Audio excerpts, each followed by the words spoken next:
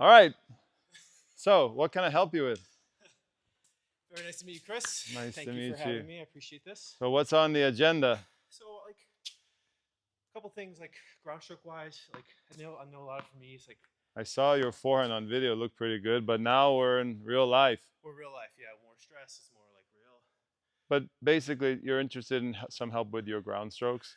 Yeah, I mean, I think I tend to be stiff. Sometimes I'll tend to kind of like run the ball, racket head up instead of coming around and kind of being like really kind of like more Nice, relaxed with it. like forehands and backhand stuff. Yeah, and I think the backhand I tend to on the one hander I tend to because of my visual system I'm left eye and I have some issues. I'll Are you rush through it. sure you're left eye? Because I've published some stuff about this. We should talk about All that. right. That's maybe something outside the lesson because Yeah. it's a complex issue. So I tend to, Uh, unfortunately, I have one of crossing over. I collaborate with one of the best um, sports vision experts in the world, Okay. and he says that eye dominance is not a real thing. Okay. I So mean, my boss would say otherwise. He's an optometrist, but I listen. I mean this guy works with all the top Yeah. major league teams, All the right. best athletes in the world. Then I'm just So waiting. you're well, I'd like to see him go head to head with Yeah. your No. boss No. then. No. Yeah. So I This think is I a tend really to. interesting myth, actually. Yeah. I think I tend to run through the backhand. So you believe that you're a left eye, and so do you block your backhand sometimes? Is that what you think? Honestly, I'll rush through it. Like I'll. I used to cross over a lot, which actually you gave me that great tip, and it was okay for me, but I was mistiming a lot of stuff. So I tend to kind of go But almost more straight. what I would say about the eye dominance is the most important thing, and Dr. Labby said this. Yeah, yeah, The yeah, sports vision expert, Doctor, his name is Dr. yeah, Labby. He says just make sure you're using binocular yeah. vision. You have both eyes on the ball. So if you do a deep turn here, just make sure. Look, I Yeah, have my if I have my chin like this, I can track the ball yeah. binocularly. If I turn deep and It's I harder. block this eye, even if whether you believe in eye dominance or not, Yeah. that's you want to have both eyes Yeah, I'll tracking. preference this. We can talk about that. So I have cervical issues. So like over rotating, too much of that like really jacks me up. So I've kind of learned. Do you mean you have a prior injury in Oh your yeah, spine? yeah. C6, 5, 7 are very degenerated. So like I'll get tingling in my hands if I over. Is that also Yeah, from motocross crashes and stuff. Yeah, motocross? yeah. Enduro, mountain biking. So in the cervical spine. Yeah. So I'm limited a little bit there. I mean, it doesn't look like it probably, but like if I do that too much rotation, if I come back too far and get into that real power position, it will cause problems for me. So that this is interesting because that could totally affect the amount that you can coil. And it can't. It does. I've had to actually And physically limit it. that would obstruct your vision. Yeah. I But find that the less coil, the better for me in that realm. that's very interesting. Yeah. But that's a rare situation. But totally, that's an important So thing. the more open I am, like this used to be my like base. Yes. Not anymore. Like I'm kind of like I'm relearning myself to like not go past the point. Like. So, but you feel good, open. It's not the most comfortable. Like I actually weirdly like I don't mind like kind of coming through the ball, but I hit more powerfully in a slightly open stance, and I can come around better. But it's better for your spine. Yeah, it's just less total end to end. It's the end ranges that kill me. I understand. It's that end range. I understand. So in your case, you might it might be better to not turn as quite as extreme. Yeah, which isn't. Especially on the backhand, which tends to be extremely close. Tough. Like the backhand, the world class backhand is super. Like look at me, I know. I can feel it. Yeah, I know. It's a major twist in this in the upper spine. I had to stop because my backhand is here. And Yeah. Step, and then and then it's like. Mm-hmm. But I like being here. It's more comfortable, but not when I'm done playing. It's not. I understand. So I tend to float my slice sometimes, like. I do a lot of Brazilian jiu-jitsu, and I'll have a lot of guys struggling with their spine. Sucks. You know. So the consistency, staying through the ball in the backhand, I tend to whip through it a little too fast instead of relaxing. Let me look at it, David. Let's do some forehands first because everyone wants to have the ATP forehand these days, and then let's just rally cross court, and you can work on your forehand as well. Your forehand looked okay. I don't know how you lose to a 9-year-old girl though, David.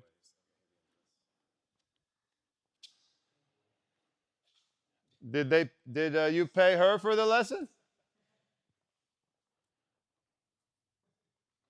Yeah, I lost to a 9-year-old girl, the best 9-year-old girl in the world, but.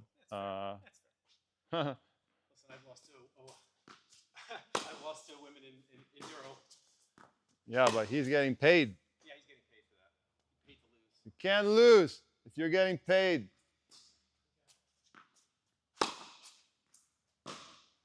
You saw the grandmother come in the wheelchair and you started feeling sorry, didn't you?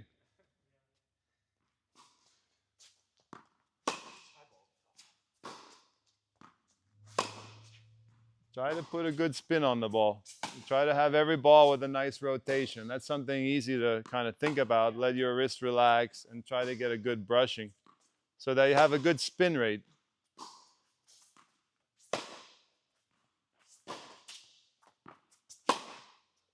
Yeah, like that one was beautiful. Did it feel okay or not? What's that? Did it feel good? The last three? Yeah.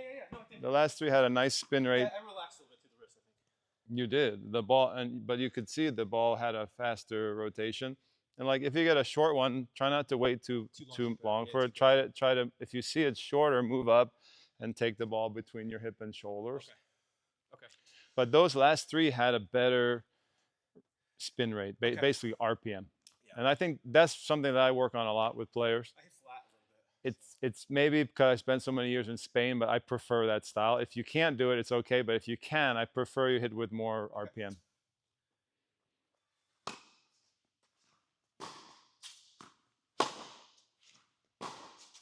Right. And that backhand also, if you can, like that, I wouldn't do it. Stop. Like I wouldn't do that. Like you're back here, Yep. You're deep in the court, and you hit flat and low over the net. From back here, should always have a nice shape. Higher. Always with sometimes a good rule of thumb is like every foot that you go back, you stack 1 foot higher. And then I don't know if you've ever heard of that. No. But every block of space that you move back, you can kind of stack that onto the net, and that's a pretty good like rule of thumb, reminder, just in general.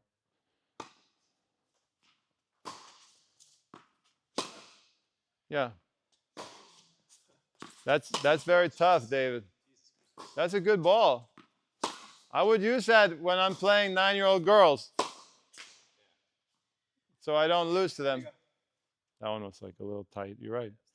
Can you try it? Like just breathe and in between shots, you can try to just float this here. Keep this really loose. It's like shake it out.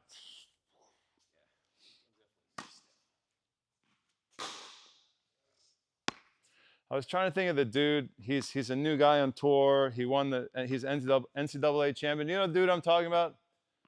It's like Flynn. I forget his name. I forgot his name. He's got such a beautiful forehand. I'll send you a clip. And he's so elastic. Like when you see him, this looks like he's swinging a ping pong paddle or like a badminton racket or like a kid's 23-inch racket. It's so whippy and loose, and it's just like beautiful to watch. The way like I learned. Forgot the dude's name. I taught myself all this, and so like this is all for me. And so just watching videos. You taught yourself pretty well. Thank you. But it started out very rigid and mechanical, and now it's gotten more fluid. But I'm still, like you said, I'm not relaxed enough. I think that's one of the hardest things in tennis. It is one of the hardest things to learn how to swing fast, but keep a relaxed body. It's so tough. That guy's name? Such a beautiful forehand. I'm going to make a video about that guy's forehand. Nice.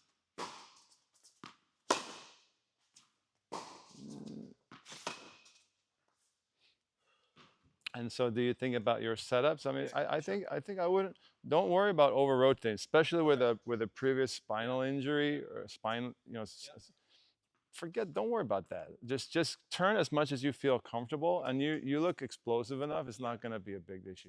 Like, and who knows how much energy you really lose? Like if you don't, no, that's what I mean. You have enough fast twitch fibers in your body, you can make up for any of that. So I wouldn't even worry about that. Then you get people like they look at videos, they're like, oh, he didn't turn up. I just made a video. One guy said the guy's got an amazing forehand. He's 62 years old. Yeah, I saw it. Amazing forehand. I mean, the guy comes to train with me from like upstate New York. He's a physical specimen, taking great care of his body, and he coils like this.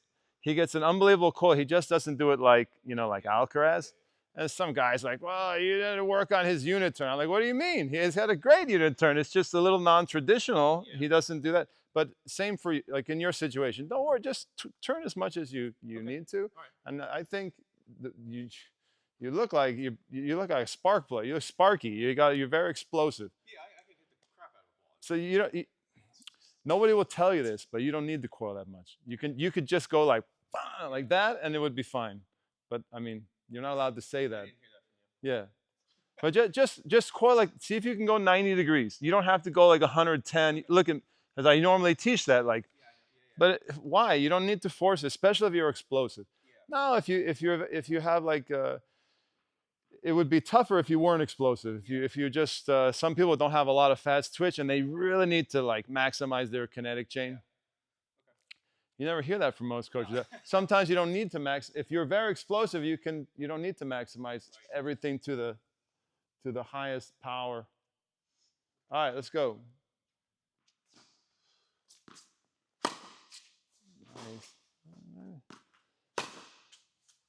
Nice. I like when you get a, this is another, like, get myself in a lot of trouble here. Like, I like if you come a little bit like this and you rise. I don't mind that. And then you have this big, it's very controversial apparently. There's a lot of coaches still want, even my old coach, Gilad, amazing coach, Israeli guy, and he likes to see the play a little more like Sinner, like, sort of staying. But even Sinner, like I was watching Sinner and I saw lots of forehands where he's rising. So yeah, he was a skier, and so he's down here. I like that style, but I also like to see the aerial, and I don't mind when you come up from the legs, if it's okay for your knees. Again, Yeah, it doesn't bother me that much. I mean, you had double surgery. Yeah, double knee surgery. So if you feel more comfortable staying down, then forget what I just said. If I push off too much and load up with this leg, it will bother me a little bit. But again, like, I don't do it that much, so You're not going to believe what I'm going to say. Don't load too much. Okay. You don't need it. You could probably, just looking at you, Yeah. you could probably just go like, I literally, like, you ever seen Sergio Bruguera's forehand? Yeah. Great Spanish guy. Like, a lot of times he's a little cash. Yeah. Like, he'll just go, bang. Or ever see like Fognini? Yeah, sure. Like Fognini, he just walk over here.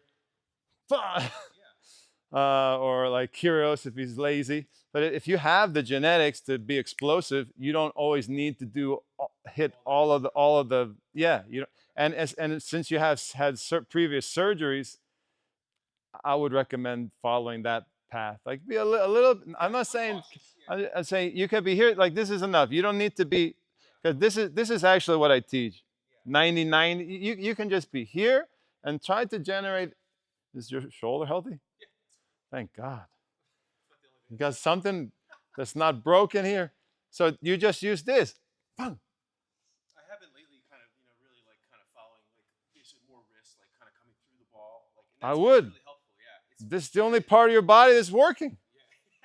Is your brain okay? No. I'm here. So not too deep. This is a good lesson for people. Believe me, a lot of people tennis players have. Yeah, they have orthopedic issues, previous injuries. So you don't need to coil like all the pros. You don't need to go super deep if you're explosive. Yeah. If you're not explosive, try to just loosen up and whip it through. You've done a great job teaching yourself, but not. I like more rotation. Like, how about that's the minimum rotation? Okay. Try to come from underneath it a little bit. Yeah, that was nice. Yeah, you just dip the racket a little lower, Nice.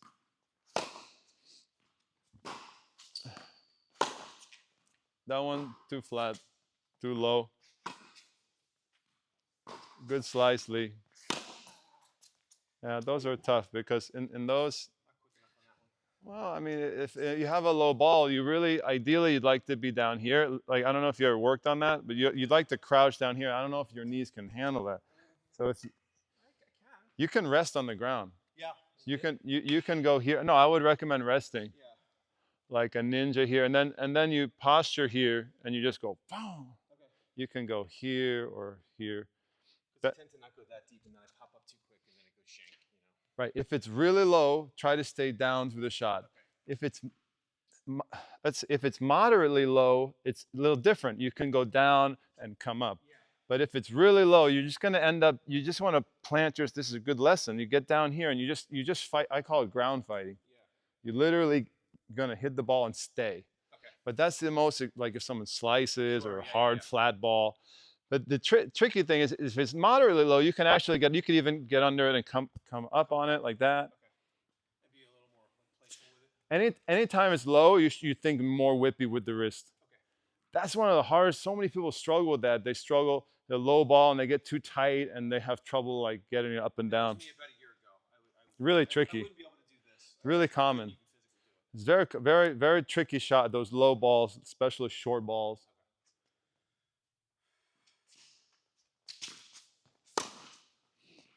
Try to get a consistent rotation. You got a nice stroke. That's very flat. Okay. I would just try to hit a consistent spin rate. Get your spacing. You've done a great job teaching yourself. I would get a consistent spacing, which is like, so you can get that nice straighter arm out here. Yeah. Right. Make sure you're not cramped. Yeah. And receive the ball between the hips and shoulders. Yeah. That would be, anywhere in this range. Okay. And then whip up from underneath it and try to get a nice consistent spin rate.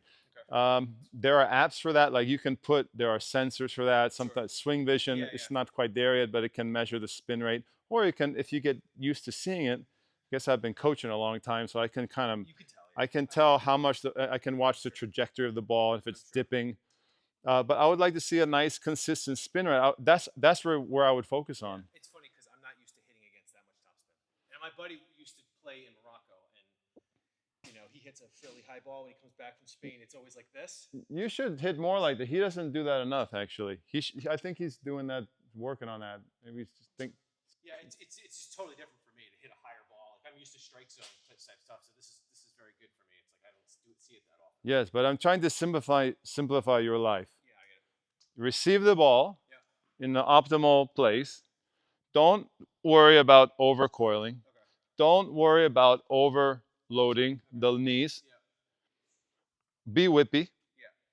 And get a consistent spin rate. So I don't know what the spin rate is. I would say between 1500 and 2000 RPM. Maybe we can get higher than that. Maybe I don't know the exact spin, 2000 to 2500 RPM. Some of the pros hit above 3000 RPM on a consistent basis. Okay. So just in a range. Yep. And there's going to be some shots where you might go lower than that, like maybe you got a short ball and you're going to blast a winner. But just in general, try to be in a range of spin, and then don't think about other stuff. You've taught yourself very well.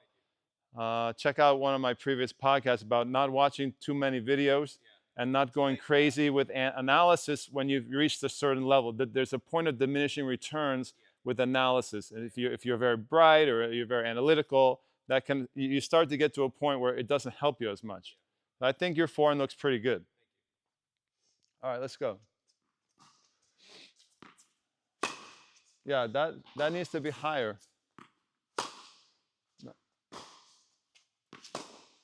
Well, I put it, and I can put it to you in another way from a tactical context. Is look how all your balls are in his strike zone, Lee. Yeah. And one of the goals with the forehand is to hit a ball that bounces over someone's strike zone, which that's something you could work on. Nice, like that one. Look, stop. Did you have a little more trouble with that one? Oh, well, because it came in, it had a heavier top, and then when it bounced, it came up to the higher limits of his strike zone. Yeah. And most of the balls you're hitting are just like a ball machine, right in here. So if just whenever you can, try to go bounce it up, and that'll create short ball opportunities for yourself. Okay. A lot of people don't think about that. Like for that had a nice sound. Yeah, like she didn't mind that sound. That had a nice sound. There is a certain sound it makes, Yeah. and that equals spin rate. Okay. That I think is good. Yeah, I'm not used to coming over that ball like that. So. Like for example, that girl Vlad is here all week. I've been hitting with her every day, and she never once hit a ball over me. Right, David? Where do her balls come? And she hits it. She's little, so she hits it very Yeah, sure. down here, like by my knees. Yeah. But I don't think she once thought to attack me above my shoulders or something. So every ball she hits, I start to get in a night. Like the more I hit with her, the more I like it. Right. I'm like, this is like playing against a ball machine. Well, that's like my training partner. We both kind of are strike zone hitters, so we can do 25 ball rallies. It's great. Right. And then you play someone else. You play someone Yeah, it's different. It's harder. who's trying to disrupt you. Yeah. Because tennis is a game of disrupting the contact point, and you're trying to protect your contact point between the hip and shoulders, and he's trying to do the same. And you should be trying to disrupt your opponent's contact point. And you can do that with the slice. You can do that with the topspin. Like say, look at your slice. The slice disrupts somebody low, and as a on the other side of the coin, the topspin can go over the strike zone.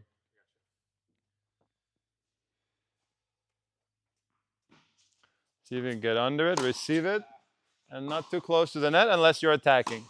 Nice, nice. Only time you're gonna skim the net here is if you're attacking somebody, or hitting a sharp angle. On your normal balls, sometimes we put up these two we put up this string, and we have two poles, and they do that a lot in Spain. They put the string like 3-4 feet. That's a really good tool for you, actually. I would recommend you maybe get that at home. You can make your own, or you can order one. It's not too expensive. And that would be very good for you to practice on with your buddy. And you can teach him too. Oh. Yes. Yes. Yes. Very good. Very good. Very good. And then, you play pretty deep. You play like a Spanish guy. Italian, so it's But a lot of the guys now, they play here, but they also look to take ground. So whenever you can, try to get up into here if the ball is shorter. Do you want me to take it on the rise? Yeah, you should learn that. I mean, That would be the next level for you. I don't mind doing it. Well, it's like I would like you to play like Alcaraz, who's a Spanish tennis 2.0, like next level Spanish tennis. He has all of the stuff that you're doing, plus he can come here and take the ball early. So that's something you could add as well. If you tend to hang back when you play, are you playing singles or mostly doubles? To be honest with you, we do a lot of play with hand feet just because of my neck, but my training partner likes to serve, so we'll do tie breaks. But you like to hit singles and play like. I do. I respect that. You haven't chosen doubles. No. You like the physical workout of singles. It's very strategic and difficult. So. You haven't switched to pickleball. Not yet. In our local town, they took out 2 of the 3 tennis courts and put in pickleball. Very disappointing. Yeah, very sad. That's a very sad state. I have 1 court left in the park. Yes. Yeah, good. See, like this, all this is like in the 80s in Spain, everybody, even in the 90s, everyone played back here. Yeah. And the new generation of Spanish players, they have all of this defensive stuff back here. Plus, they can do this. Take the ball, or go to net. Look at Alcaraz. So it's like the best of everything. Yeah. So that's what I would recommend. You need both. That's way too flat. Yeah. Don't do that. I know, that was like my... You can do this. This is fine. This is fine. And then try to whip up it. Okay. One caveat is if you're working on the rise, usually spin rate goes down. Okay. So just be careful with that. Taking in the ball here, your spin rate typically goes down. Okay. What you're doing here is perfect for working on heavy balls. Okay. If you want to attack someone high, you'd actually step back to attack, which is a weird... kind of counterintuitive. Like, okay, I want to attack you. I'm going to move back. I'm going to let the ball fall, not on the rise. and you'll get your maximum spin rate by letting the ball fall. So just if you can organize it in your brain, hey, if I want maximum spin rate, I want to hang back and try to let the ball kind of sit there. And if I want to put time pressure on the guy, if I want to maybe move forward and transition, I don't know if you like to do that, but you see like Alcaraz is really good at like moving to the net. Anytime you want to play transition, you want to try to come up here, and your spin rate may go down slightly, but then you have this advantage to go to the net. But if you want the maximum spin rate, do everything you're doing that back here. The weird thing is you're going back there and hitting flat. So you're doing everything for spin rate. Now you just remind yourself to, yeah. You got a ball? I got.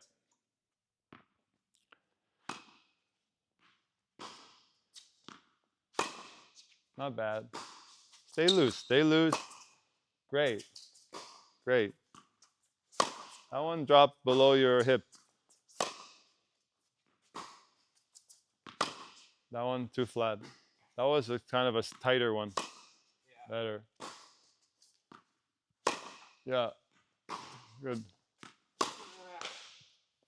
No problem. Try to make sure you drop under it. Get under it. So like, so lag is more like that way. Yeah. And then you have like the flip where the racket lags and also goes under. Like make sure you're dropping under it. That gives you more of the top spin part. So just stay loose and dip under. Think about a little circle there. Make sure your racket drops beneath the ball. If the ball's at your belly button level, let's say, make sure you're coming from at least 6 to 12 inches from underneath. You don't have to go more than that. But 6 to 12 inches below the ball.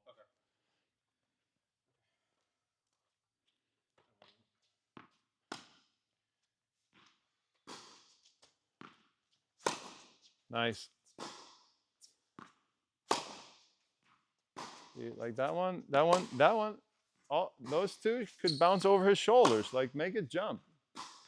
You got plenty of power in your body to do that, especially from back there. Yeah, see, look at that. You've got a short ball out of him. You step back, and it could be defense, but can also be to your advantage if you put more heaviness on it.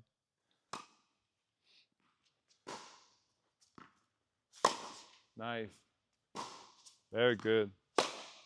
This one I really like. The one you almost missed it there. Good spin. Good, very good. Yeah, you can do that. Very good. What do you think about that? What do I think about that? Like that one. Does that feel okay? Yeah, No, not that one. The other one. Yeah, great. You can do that? Yeah. That's exactly what I said. Okay. If you see on the video later, you didn't do excessive coiling. You didn't do excessive loading. You were just sort of simple here, and then you had a lot of whip through here, which is like Yeah. you know. Yeah, I'm not fully relaxed yet, but again, I'm getting there. The more time I spend. I have that effect on people. I'm sorry. What's that? I have that effect on people. Too flat. Oh, God. No problem. Nice. Nice. That's it. Very good. The low one, that was in. That was late. Very late. Try to come around, like bring the tip around that to save it. Nice forehands.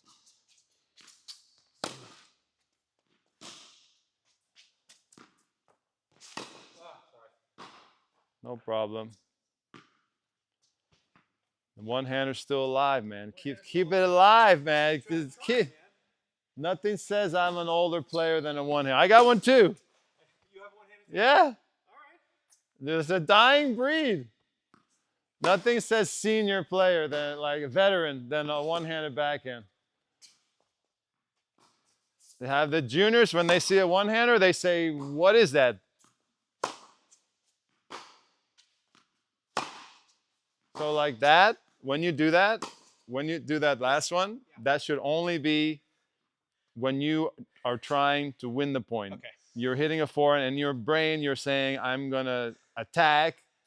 I'm going to try to win this point with this shot. Yeah. You should never hit like that on a rally. Try to understand the situation you're in. if you're just trading with the guy and you're rallying, it should never be like that.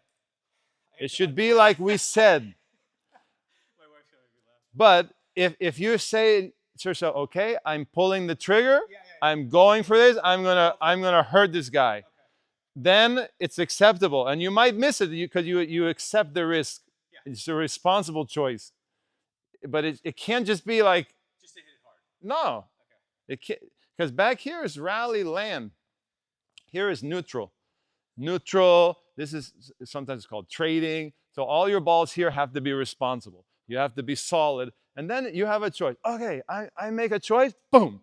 I miss it. I make it. But it's authorized Yeah. and it's organized. Organized. Like it makes sense. It's responsible because you're choosing the risk. Yeah. I am a risky guy. Well, Clearly. but I don't have a problem with it if it's in the right context. If it's in the right context, yes. Yeah. But it can't just be like boosh. Yeah. Okay. Unless I want to go for a winner. Yes, and you can tell me that's what I chose to do, and I will say okay. I will say I understand you took the risk.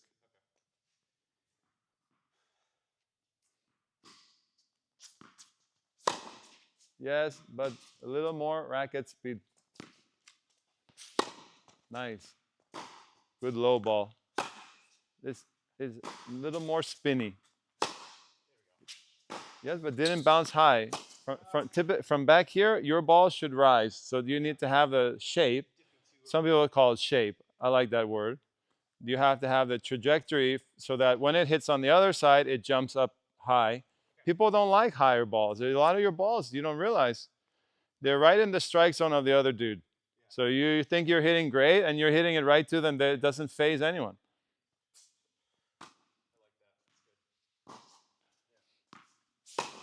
Okay, good try. That's okay. All right, accelerate. Good job. This is your rally ball. See, rally ball is different than attack ball. Rally ball is solid, reliable, never miss, super consistent. It's not attack shot.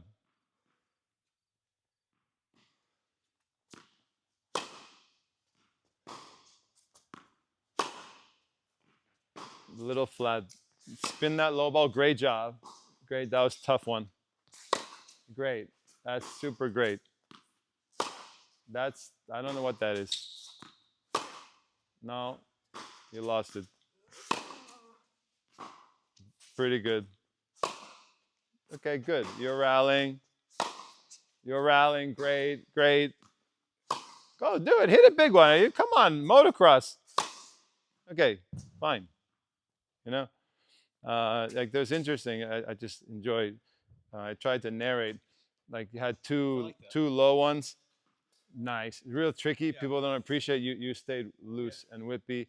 Then you had a couple nice ones. Then you had a few that I don't know what happened. Yeah. They're a little bit tight, a little bit straight, and then you went for the big one. And that's what I meant. Like when I tend to, sometimes like I'll go into this. So I did play some college ball, but then I didn't play for 25 years. Right. So I go into this very stiff, rigid, weird stroke, and so sometimes That's the way we all played, man. Except Borg. Yeah. He saw he was the visionary, or Vilas. You know, there were guys in the 70s playing loose and whippy. Not many guys. They were the future. You know, Borg, Vilas. They play the way I'm teaching you. Then you see players now, and it's incredible that those guys were playing like that with wooden rackets in the 70s, 30, 40 years ahead of their time. And during that same era, you had players, like you said, who were very locked, like great players. This is hard for me. What part? It's just The top spin? Yeah, no, sorry. No, it's just even his speeds are they're it's weird for me. Like I'm so used to that. Because your friend hits it in the strike zone. We both hit pretty middle, so it's challenging for me. It puts me in a very defensive, stiff position. I studied with Jose Higueras, the famous Spanish coach. This is a mentor of mine, really famous coach, Coach Federer. Amazing guy, incredible mind for tennis. He says that tennis training is like good nutrition. is you don't want to eat the same food every day. So if you're playing every day, every week with the same partner, even though it's comfortable, it's actually poor nutrition. You need different variety on your plate. You need some protein, some carbohydrates. You need different nutrients. No, this is definitely it for me. This I'm saying I'm giving you an idea. Maybe you mix in some bigger hitters, play with some college guys, play some guys that make you feel uncomfortable. So that you learn. Because, for example, when you guys are in a nice rhythm together, it feels really good. You got a nice rally, but maybe it doesn't challenge your nervous system. You don't have to move your feet in the same way. You get into a sort of complacency from that. But I remember Jose always said, the way you train, you need diversity. Basically, what he's saying is you need diversity in your training.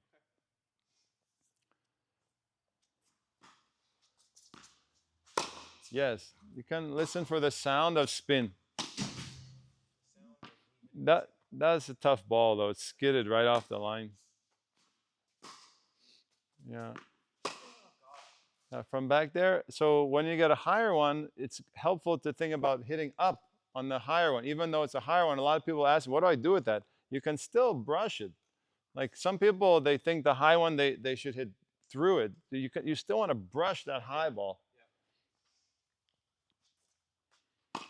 Let me know when you want to switch to the backhand. I'm enjoying your forehand. To be honest, there's no major technique changes because you did such a great job. You just need to work on these nuances that I said. Good job. Good job. You don't have to do any reconstructive work. It's great. It's great. You did such a nice job.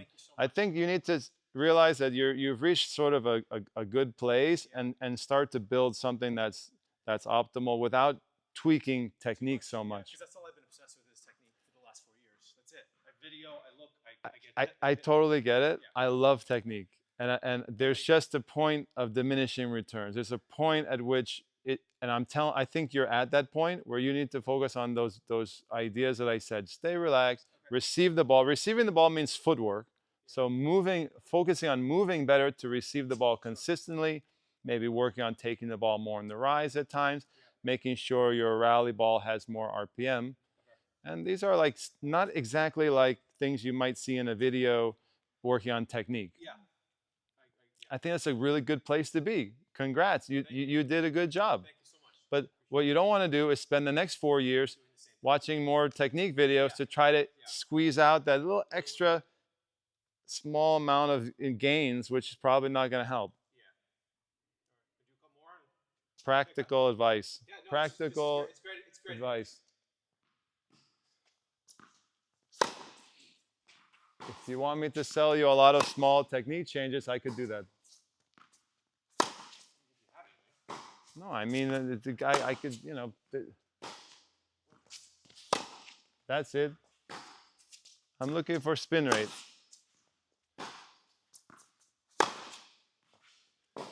Typically out here, should go semi. I would go semi-open. Like anytime you're out here, try to go semi-open. I'm sorry. So which? So just whenever you're near the single sideline, try to set up here. Set up on the right. Yeah, this is semi-open. You're closing it up.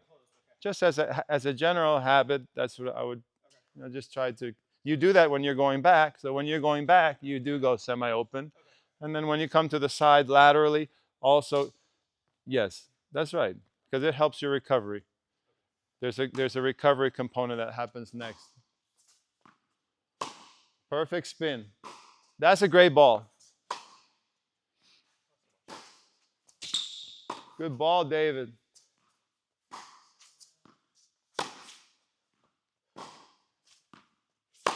This is great whip there. That time you had a very good whip. Good lag and whip. That one you got little clenched, and the racket never got under. So the ball was here, and your racket just stayed in line with your racket never got beneath it. Yeah, and it went straight. Well, that's what you'd expect. The racket has to flip under. there's that flip component, not just lag, but flip. The flip is when the racket goes from a position above the wrist, like the racket goes from above. No, you're good. Yeah.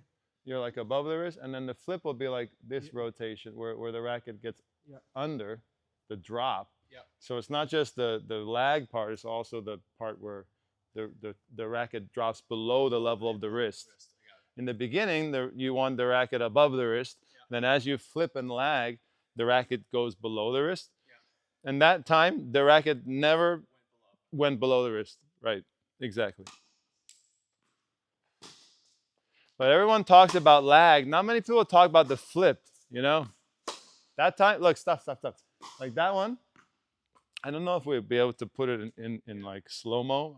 Maybe I can find that one. But that one was really cool because you had loose lag, and also the racket flipped under the wrist. And look at the... Yeah, it was really high. Yeah.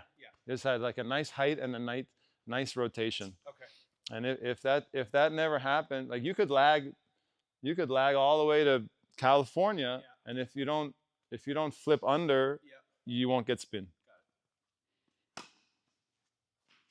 Maybe just moderate. Maybe moderate spin, but not much. No problem. Yeah, that time you did it again. Very nicely. Very nice. Yeah, we need a championship court here, more distant, more room in the back.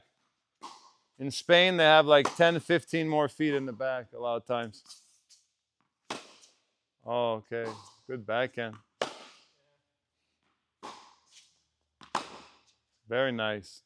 Very nice. Yeah, don't overturn. Don't overbend. Yeah, okay. Let the arm and the wrist help you. You know? Don't force this. Don't force this. Just go to where you're comfortable, and you got plenty of juice here. Okay. You know, you want some water or anything? Or? All right.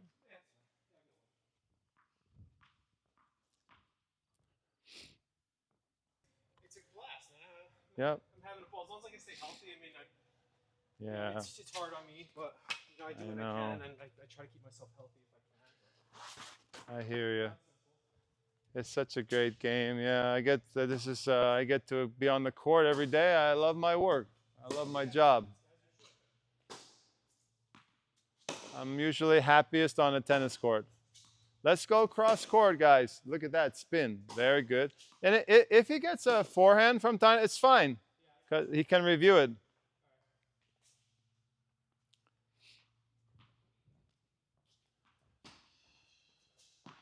Are you married to your grip on the backhand? Yes.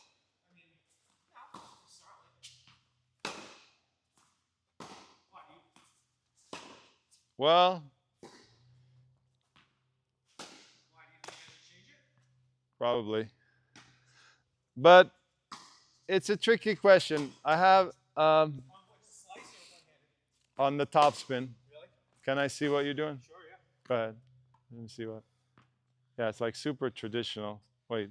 I'm right here. Yeah, like it's super continental. You want me here? Oh yeah, I'm here. This is like almost semi-Western. So here is good. Yeah. This is Eastern. This is like Wawrinka. Yeah. This is like maybe Guga or this is like move it back. Shapovalov. Probably won't be today, but I'll try it. This is an area you might be worth tinkering. Remember I said, you know, some things are worth doing, and this might be worth changing because it helps you so much on high ones to drive through high ones and get good, and it gives you a lot better spin rate. Okay. That being said, okay, I had this amazing hand surgeon guy from Minnesota, David. I had like the top hand surgeon in the world. He came here for lessons. And he had the same exact grip as you. And I had the same discussion with him. And he didn't change it. And his backhand was amazing. Like he was able to basically take this classic continental. This is like the grip from the 70s. This is an anachronism, the grip. This is not like in this time, in the modern, this is not a modern backhand grip that you're using. But like, take for example, this surgeon dude, this hand surgeon, he was using all these hand anatomy words that even I didn't know. And I know a lot of anatomy, and I didn't even know. He knew way more about hands than me. And he was able, it was like magic. He could like roll it and flip it and dip it and spice it up, and he was strong on it. And I was like, dude, you're genetic. It was like watching Vilas or something, but Vilas didn't have that grip. It was like watching McEnroe. McEnroe had that grip, and McEnroe can do all sorts of cool stuff. It's rare these days. Most of the guys now have like Eastern, so that would be like the knuckle on top. Yeah. So it creates this like strong. Yeah, you get your palm. Yeah, it's more rigid. It's strong, but you can you flick it. Yeah, this is. I'm not there. I'm right here. So I'm like sort of in between the. Yeah. This is Team. Dominic Team. Yeah. He used that grip. Yeah. Not many guys have that grip in it. Maybe Tsitsipas. I think it's because I was a big slicer and I never really moved. Yes, it's very close to your slice grip. Yeah. But in the old days, 60s and 70s, that's what people did. Yeah. They had the same grip. And it's if you see someone who can do it, it's really cool. Yeah. With that, and this hand surgeon, he could do it. Yeah. And I've seen very few, but I've seen a lot. I've worked with a lot of older dudes, and I help their one-handers. Yeah. And most of the time, based on my experience, the grip change is worth it. Yeah. But there was the hand surgeon dude, and he didn't change, and it was amazing. So how much more? It blew my mind. Yeah. It blew my mind because I was like, dude, this is very rare. So you might be the hand surgeon. All right, we'll see. I mean, it takes me a few to get going, and then I usually can rip these things. So I'm just saying, you might be the guy who can just fling it, and you can like do everything with it. Yeah. And even high ball, like I said to the hand surgeon dude, I was like, dude, you're not going to be able. Like, it's going to be really hard for you to get topspin. He's like, no, just watch. And I've heard people tell me that like. Dozens of times. I'm like, all right, here we go. And he did it. Like he did. Yeah. He goes, fun. And I was like, oh my God. Yeah. You know what was cool? He didn't play that. He had a nice game like you. Very athletic guy. Super athletic. I was like, this guy, he's a doctor. He probably could have been like a pro or something. He had like genetically, he was like so gifted. But I would say 9 times out of 10, what am I trying to say? 9 times out of 10, that grip change, I think it helps. Unless you're the hand surgeon dude. We'll see. It takes me a few to get going on the back end, so we'll make a decision. No, I'm just telling you. That's why I told you the story, Lee. Just so you would, because I'm not saying you need to change it. I'm saying you might be the guy who doesn't need to change it. Do you know what I'm saying? I don't know what I'm saying. Too flat. Okay, try to differentiate between rotation and fast rotation. Like, okay, rotation, I shouldn't say flat. I should say too slow in the spin rate. We need a nice, crisp, fast spin rate, like a bicycle tire, a fast bicycle tire.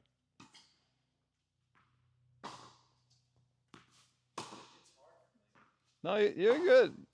No, I mean, you're definitely one of those guys. I mean, you're definitely like one of those athletic guys, you know, like, and that, yeah,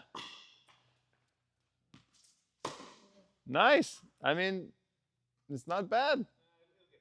No, it's not bad. Like I said, it's a rare thing these days.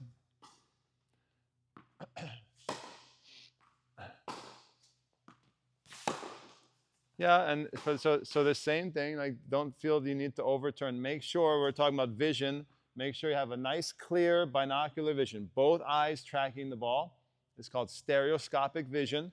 Both eyes tracking here, and make sure one eye, especially if you think your left eye is dominant, don't obscure the left eye, even though there's a lot of debate about eye dominance. Yeah, you're all right. You're definitely tracking the ball with both eyes there. Your eyes are good. That's great. Okay, stop. See that one? I don't know if you like that, It's okay. but I like that sound. Yeah. That sound means Yeah, there's more. you're coming up. Yeah. So I maybe, feel it. yeah. I wanted you to. I just wanted to highlight that so that when you feel that and kind of hear that, it almost sounds like a miss hit, Yeah. but actually, like when the pros hit heavy, that has that sound. Yeah. So I like that sound just for your reference.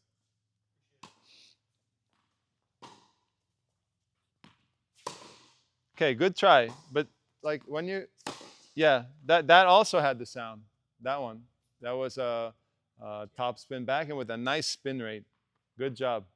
Yeah, maybe you're like the dude, man.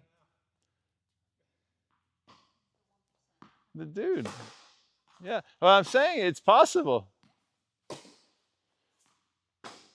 It makes me appreciate those classic players from back in the day. They could do that. They could do the magic. You know, in the old days, the idea was to have one grip. You know, like in tennis, there was for a long time, the best coaches in the world basically taught one grip.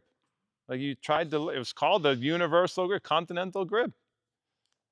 Be able to hit topspin it's really tricky with that continental grip. B-roll.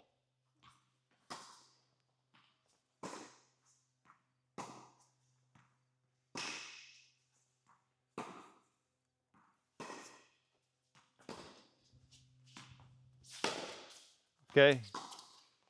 Ask me how much I love that forehand there. Because it's aggressive but spinny. Never gonna miss it. Nice. Like, no, never. You're never gonna miss it. You can get to the point here. If you hit it like that, you'll never miss it. And so, like, if it's like 1540 or you're down, it's an important point that you know it. You don't want to. You can't make a mistake, but you still want to be aggressive. You put the extra rotation on like that. You can do that, and you don't do your motocross forehand. You know. You know what I'm saying? You're not like, you know.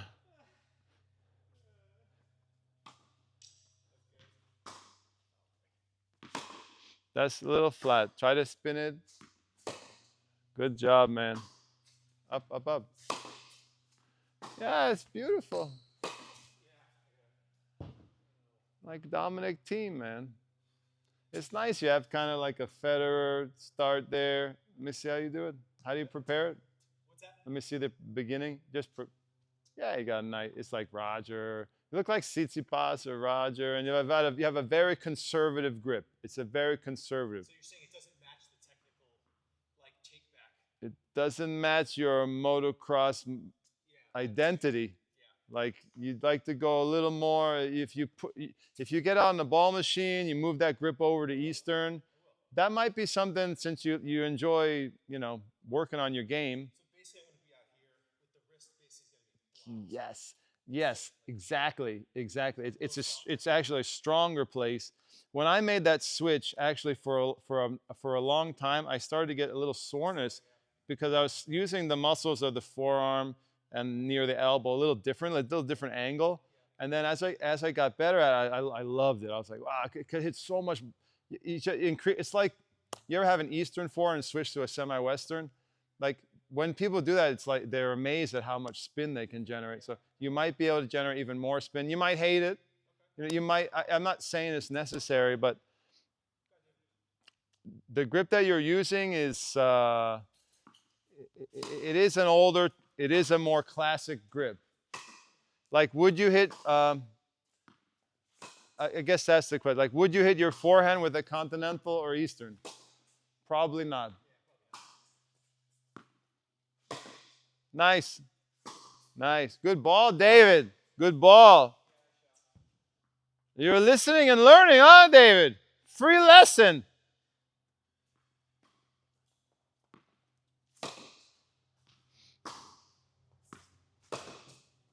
Nice. Nice.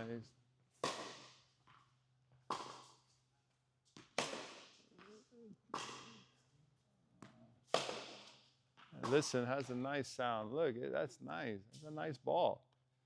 You know? Yeah, I mean, That's what I would recommend. If you're thinking about, you know, spending a little time on the backhand, you want to tinker like in the workshop or in the garage, like you're working on your car. That could pay off. It's like only a few millimeters. Yeah, but Not that far, but it's a lot. it feels it's different. When you first make that change, it goes in the net a lot Yeah. because just the racket face is more closed. So you have to learn how to get under it more. That's one of the, somebody said that one of the issues I have, because I was a big slicer until like maybe a couple years ago. And then now I've worked on my one-hand backhand. Now when I hit my slice, it's too far in front. I've met so many guys. I work with a lot of. I've worked with a lot. I'm mainly a junior coach, Yeah. but I've had a number of adults like you come to train with me. They're super serious. They're competing, and a lot of guys are slicers. And I work really hard to try to convince them to hit the topspin, which is again more of a modern thing. Same thing back in the 60s, 70s. Many of the top players in the world slice their backhand. A lot of people don't remember that far back. Like the Spanish players, everyone thinks of Spanish players as the topspin ballers. Lots of the Spanish guys in that day. Higueras is one of them. Jose Higueras was top 10 in the world. A lot of those guys they basically just chipped their backhand. They were a nightmare to play against. Even Spanish guys on clay. People don't realize the slice backhand used to be like fundamental in tennis. Are you a fan of like? I know you just watched me hit a couple. Like, so I can do both. You got a nice slice. Thank you. I can do both the like kind of the quick like or kind of go through it. I don't know how you feel I kind of like the Federer style. I like that coming down across. I think that's more modern. It's more classic to go through and extend. And even you'll see like Mouratoglou and all his videos. He has a funny video. He takes Holger Rune. He takes Holger. You know, he's a professional player. And Holger slices like all the top guys now. He slices like, you know, like or you see like Tiafo, and the guys come across now, and sometimes they even it's a little different because the ball even has some side spin on it. You see a lot of guys going down, and I think the reason they do that is to get more acceleration. I think they can actually get a little more acceleration this way than going like this is kind of the classic way. For some reason, biomechanics, I haven't quite figured out why it's more acceleration, but I think it is, and so everyone does like this now, and Federer will go like this. I think in all my practices, Chris, like because I used to work against the wall a lot, and the times where you can store up a lot more energy. Like basically, you kind of like you're down, and you kind of like you're almost like gripping here, and then like you're already kind of like instead of like kind of floating through the ball, there's no like real acceleration here. There's more that way. Like you can kind of like store it, and then like you unload it. Like you can. Kind of, I think you're getting at the right thing, but I guess to answer your question, I'm kind of into the modern stuff. So like that's what a lot of guys do now. But if you get a chance, there's a hilarious video with Mouratoglou and Holger, and Holger does it like we're saying, and then Mouratoglou is like a 15-minute lesson where he takes him and he shows him to do this, and Holger's just looking at him like, okay, like I know you're filming me. I'm gonna do it for you, but like as soon as this video is over, you know, it's a really funny, and he still says it a lot. Like I get it. I know, coach. This is like when I was growing up. I was taught, you know, slide. You go like this. You go down the table, and then this movement. It's more rotate. What it is there's more trunk rotation. So if I go like this, I'm using my lats and my shoulder. If I go like this, I'm also adding I'm adding rotation, hips and abdominals and obliques. That's kind of what I found, I think too. Like I try to do both. Like if I'm approaching, obviously you're not going to chip at it, but you're going to try to guide it. But well, it's experiment with it, and what gives you, I think what the pros are trying to find the maximum spin rate that they that they can put on the ball. I would never tell you that you need to like. But what's interesting, you see like an Ash Barty who had a great slice back, and a lot of times she'd come through, and some players at the end, after coming through, they just float up. So you do sometimes see that variation. I think the swing is over. Like the ball's gone, and then they release up, which is kind of interesting. Yeah. Yeah, like I'm good with the slice as long as you don't default to a slice. So what happens? A lot of players, juniors and adults, when they're feeling nervous or they're uncomfortable, they slice. So I'm really against that. You need to like believe in your topspin, the one you're doing, and then the slice is an add-on to the topspin. What a lot of players do is they slice when they're in trouble, they slice when they're nervous, they slice when they're tight. Like when someone hits the ball hard, they slice. When they're running over here, they slice, and that's what you have to eliminate. Your first choice is the topspin. Your default is the topspin. And so that takes a lot of times on why. If you get into a habit of, like someone hits a good serve at you, you slice. No, you need to be able to top everything. My training partners forced me to do that, so that's been really good for me. Good, good. Right. One of the ways I try to work on that is I have players sometimes. I say, let's like you said, let's practice today. Let's not hit any slices today. Like no matter what, even if you're on the run or it's a fast serve, that's very, very common. A lot of players return a serve and when it comes to the backhand, they slice. Like that's a big problem because it creates an opportunity for the other guy to attack with the forehand. That's what happens. On your slice, I'd like to see a few more of the topspin. Slice looks good. You've done a very good job. I have, like I said, I think I see what you've done. If you wanted to put a little more work into the Eastern backhand grip, I think that might pay off. I wouldn't change. You basically copied Federer or Tsitsipas. You have a nice Federer or Tsitsipas, very nice. It's called a bent arm preparation. You do everything correct through here. Have a nice, stay whippy. Let the racket head whip through, and get good spin on this side as well. I don't believe in like trying to fix things that look good. But that is like I was joking before. That is a way to make more money. Like some believe it or not, like there are coaches make money from basically preying on insecurities, telling you always got to fix something. I'm not really into that. I like to get people as good as they can, as fast as they can. That's nice. That's nice. Stop hitting that screen. If you hit that screen again, I'm going to give you 20 push-ups.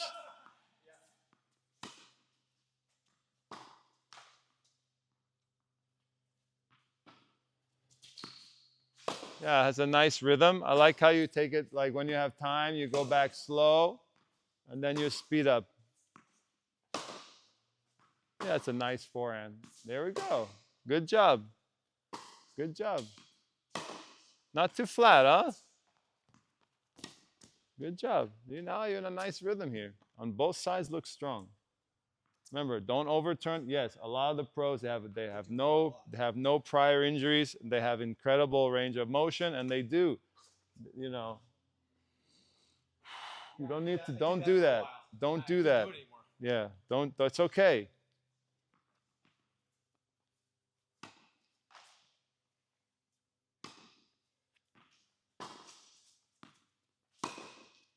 Try to accelerate on the low ones. Get more height there.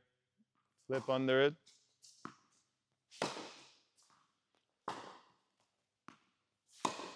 Nice job with the technique here. Yeah. Nice job. This is beautiful. Thank you. Very nice. Very good technique. Thank you so much. Good spin. Worked very hard on that. Yeah, I mean, like I said, that's why. See, some coach would say, "Oh, your grip, you got to change that." See, I've been around long enough that there are guys who can hit with that grip.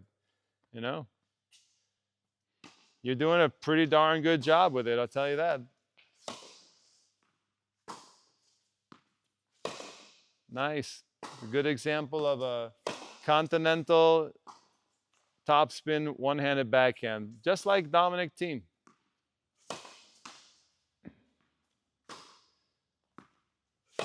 It's a rare shot these days.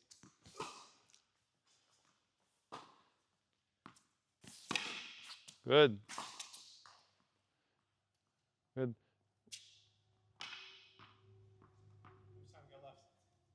No, I give you a little extra time. I'll get my kids at school in a little bit. We can do 10 or 15 more minutes if you want to. Do you want to play it out at all, or do you just want to rally play some? Do like cross court to 12. I don't know. Should I just do some point play? You can like make fun of me. Well, I can just remind you the same stuff because things can break down. You want to play a baseline game, David? How's your body doing? He's getting old too. How old are you? 35. All right, 51. I don't want to hear it. Okay. Want to do cross speed? I don't know. No, I want to stay on the backhand here, and you rally backhand, and if I say point, you play the point. If I don't say point, you just rally.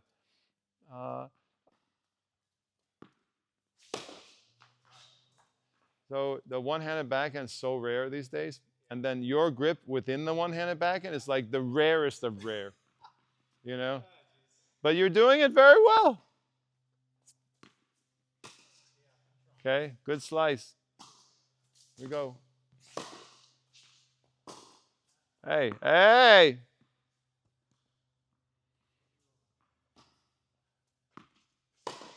More racket speed. Got to accelerate. Use your fast twitch on that backhand. Don't guide it. Yeah. Quick through the impact zone. Good. Point.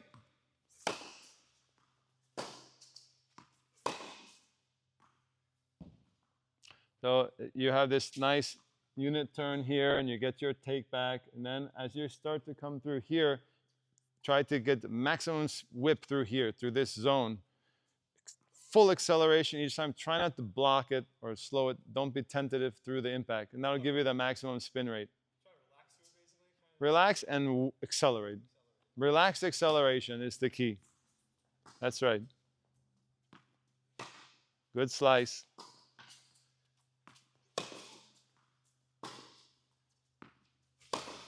Nice. Play. Nice. Wow. You look good. Good job. A lot of good stuff there. Yeah, the whole package there.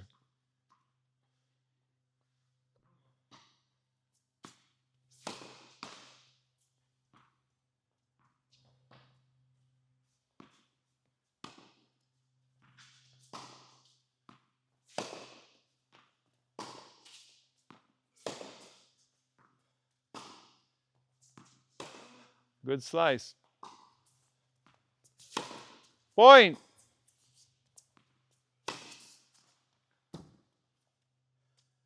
Good.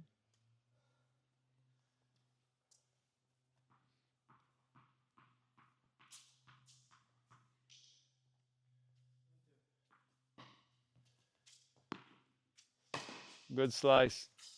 Good technique. Try to get a little more under. Same idea of flipping the racket underneath your wrist.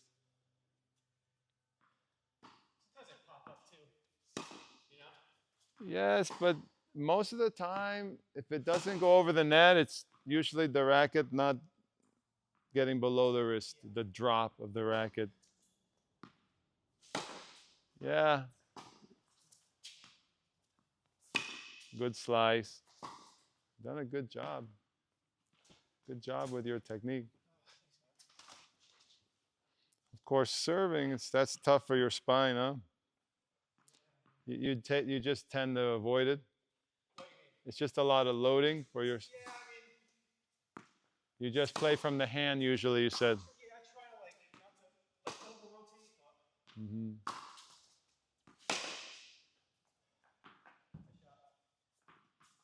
I mean, the shot feels physically better. Like from a biomechanical standpoint, it feels great when I'm up here. It feels great, but I can't do it all. I can't do it over and over. The big coil, you mean? Yeah.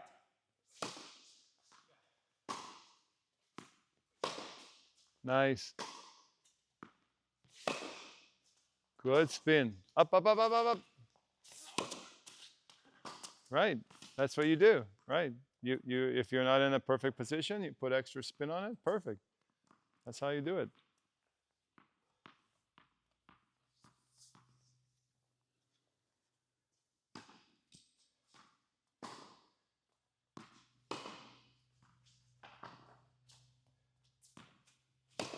Nice backhand. Play the point.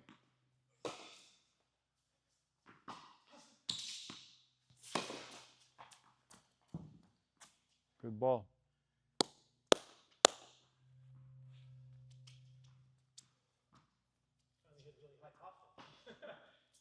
Well, if you can get it up over his shoulders, that'd be great.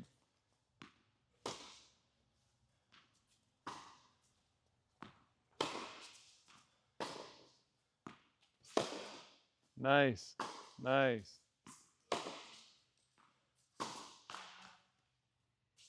Good try, David.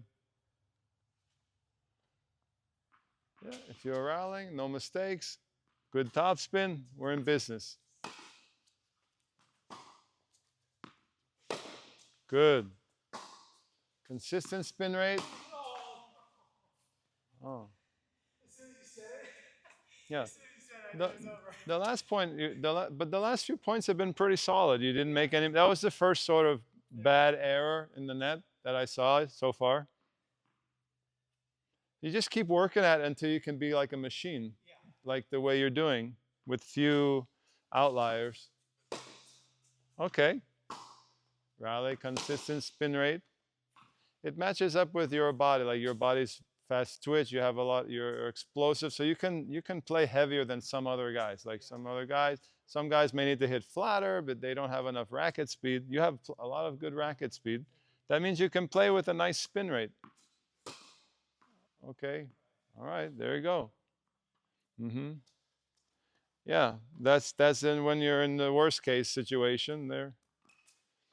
The the points before where you were solid, no mistakes, everything consistent spin rate, that's where you want to be. And the longer you can maintain that, the higher your level. Accelerate. You have to accelerate. Slow, fast. Consistent acceleration. There you go. Good ball. Good ball. Very good ball.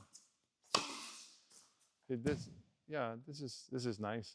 This is a high level tennis. So, Yeah, you came back here. You played super heavy, and then that created a short ball, and then you accelerated here. Nice. I mean, you can't ask for much more than that. If you can play remember, it's not just about doing it like once. It's being able to come, play an hour, hour and a half, and just be like that. And that's how you raise your UTR. That's how you raise your level. It's not about you're able to do that, but you need to do that more consistently. And also fewer drop-offs. Like good players, yeah. you won't see them drop off a cliff so much. But I have a sense that you could, like you've shown me, you've expressed to me that you lose it sometimes. Like right now in kind of a nice flow, that's you want to be able to that's going to be, yeah. When you get higher, you don't have as many drop-offs.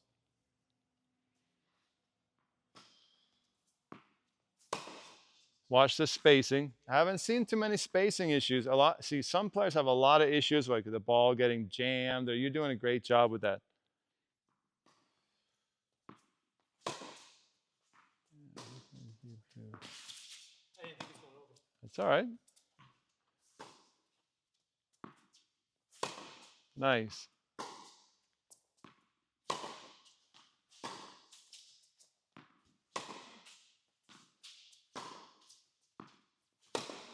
Nice. Play the point. Oh. Play it.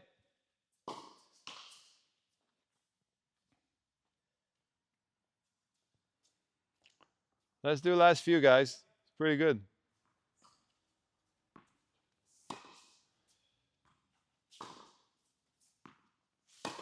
Nice. A little more spin, maybe. You can bring it down. There you go. Step up.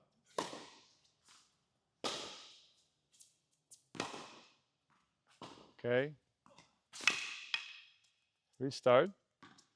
Try to get a rhythm. Good, consistent top spin, consistent acceleration. Up. Good slice. Point.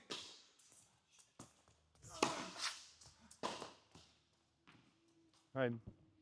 Yeah, in general, the technique's great. In general, from here, you it's not possible to go to the net because there's just It's so too space. open, right? Yeah, I should have went down the it's line. yeah, Yeah. and probably not go to net. I guess from here you might be able to sneak into net, but if you go to net from this angle, it just leaves open a big gap. That's all.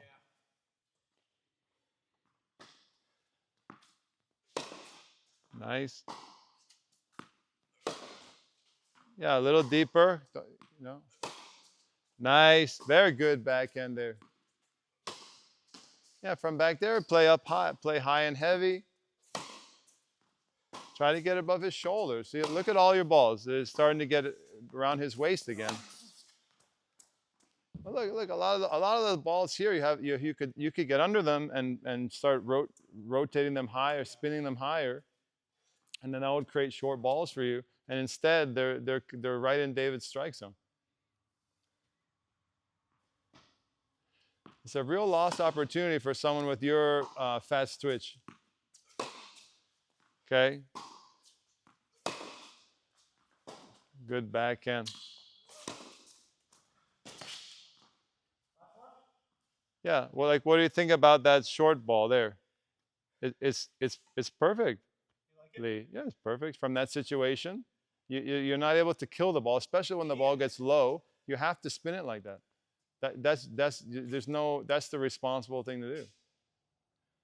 A lot of players they're like, well, I'm gonna just hit this the way I want to hit it. But you have to hit it according to like the height. The net is the barrier there. If the ball is below the net, then you have to spin it just like you did there. So you if you If I don't hit that deep or get it even close. well, you might have to set up. Also, there's a maturity. Like, I may not be able to win the point outright with this shot. I know that from this position, my responsibility is to hit a nice topspin approach, and I'm gonna have to make a good volley. There's no way that I can win this point right now in one shot. This is gonna be a 2-shot or 3-shot deal. Yeah, or just I'm gonna come to net, volley, overhead, or like. It's not going to be I'm hitting a winner. And some people they either don't want to do that, or maybe they don't have confidence in their net game, and they say, I'm going to just blast this thing. I don't care. But you did it the right way.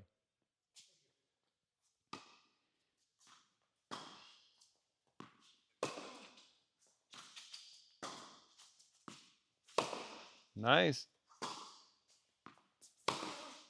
Yeah, nice. Even that one is not flat. Like you hit it, good rotation. All right, match point, guys.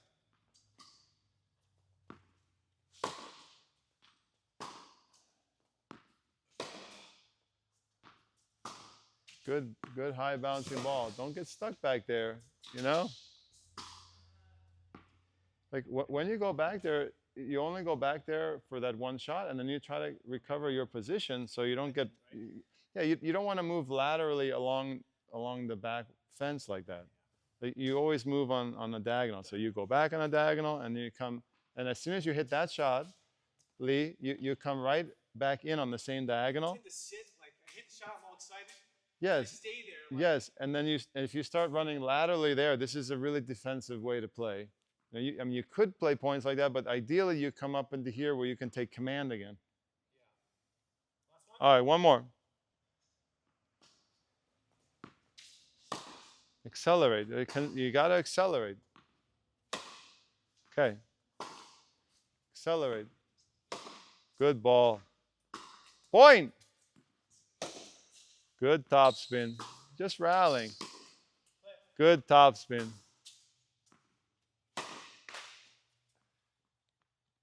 That one got a little tight, and it didn't quite get the flip. Yeah, but they did good. that was awesome. Nice. There's good ground stroke work. Thank you. Yeah. That was amazing. That was great. Coach. And we have it all saved, so you can maybe go back and just if because like people, it's easy to forget things to work on. But if you remember, it's the simple things on the forehand. Don't overcoil. Don't overload. Utilize your fast twitch in the arm. Make sure you flip the racket below the ball. Do you think like the take back, like coming up, like Your take back's great. Very compact. So the arm used to go drop. The take back is great.